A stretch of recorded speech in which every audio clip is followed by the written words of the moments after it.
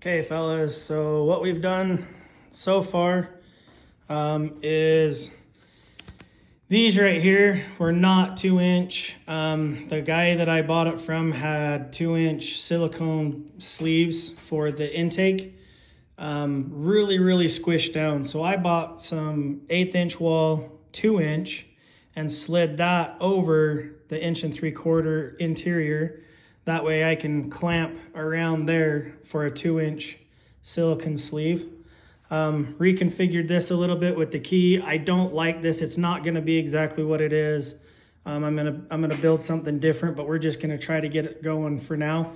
Redid all of the wiring. I did all of the corrugated wire loom.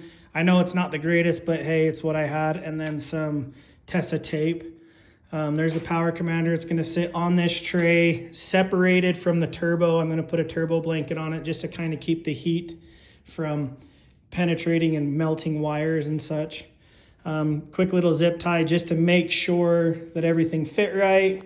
I've got fuel regulator right there, and the fuel lines are going to suck because there's just no room.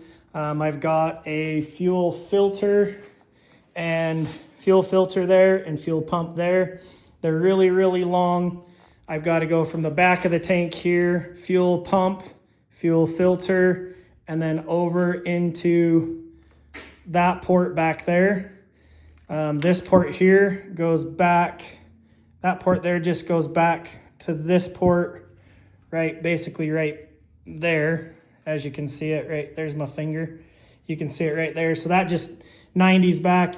And then this guy is gonna suck too because that has to connect to that. So I got a U coming into wall 120 with an extension. So the hose is gonna be like this long, but it's gonna be from about like that tall down, which is gonna be weird, but we're gonna get it going. I had to cut this section out of the fuel cell and drop it down because there was no other place. I couldn't put it on the outside because of where the wire loom was. I could have ran the wire loom out here and ran it on the outside, but then the computer's on the outside in the elements. Yes, it will be under the plastics, but I just didn't want it there. So I put this here, and I will build a little top piece that goes over that just to make sure if there is any water, it just kind of trails off. It's just going to be a cover to hold that down realistically. But that's what I've gotten done so far. I got the radiator, how to reroute the radiator. You can see that's where that port was. And then that's where that port was. It's gonna make it easier for me. The radiator is gonna go in, and the bottom port has to go to here. So I'm just gonna route it along the frame and right there. The top port has to go on the other side, I think.